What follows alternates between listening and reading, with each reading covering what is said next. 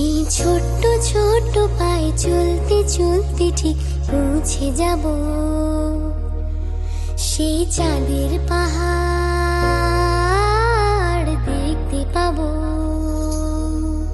সেই চাঁদের পাহাড় মাথায় যাহার রামধনু রাঙা হয় দেখতে পাবো,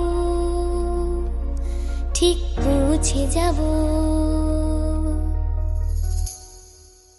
এই ছোট্ট